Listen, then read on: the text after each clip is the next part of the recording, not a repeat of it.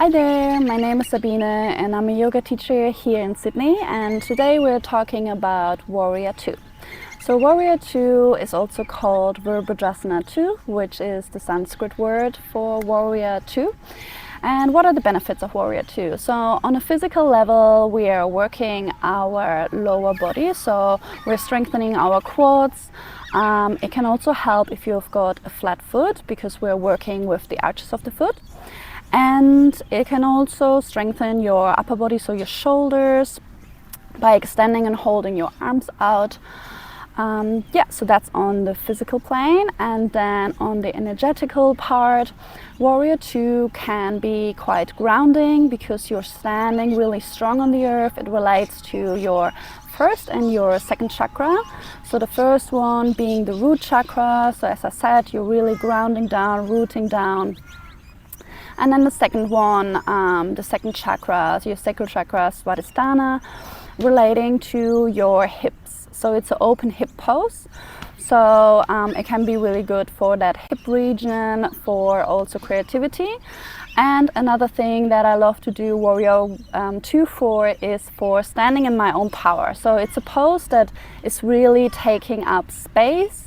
And you're really strongly standing in the pose. So if you've ever been in Warrior 2 and you really feel into it, you can feel the power and the energy of the pose. So I'll show you now how to do Warrior 2. So there can be different ways you get into Warrior 2. A common way is to open from Warrior 1 into Warrior 2.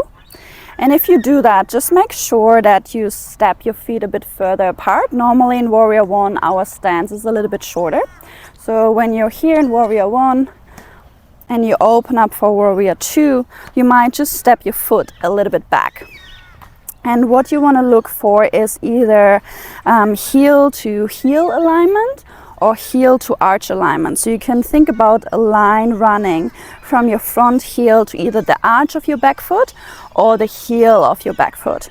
I often do heel to arch alignment, and that works fine for me. And you want to have your front foot pointing forward and your back foot is in a 90-degree angle. So the shorted side of your foot is parallel to the shorted side of your mat if you're practicing on a mat. And then you want to bend into your front knee, your back leg stays completely straight, and your hips are opening to the side. So if this is the front, we are opening up our hips to the side compared to Warrior 1, where our hips are pointing forward.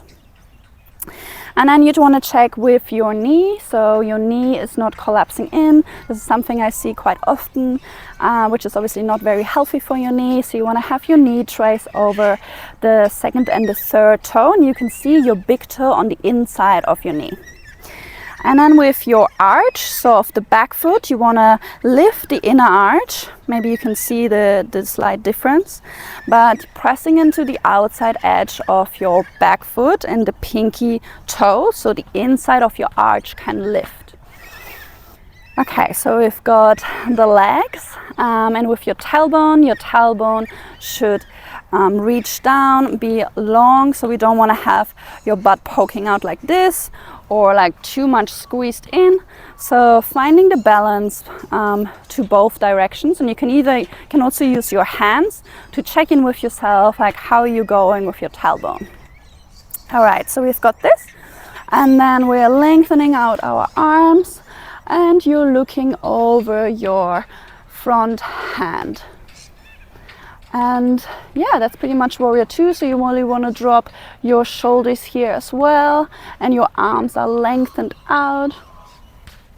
And you might even feel, if you do this for a while, it gets really strong in the legs.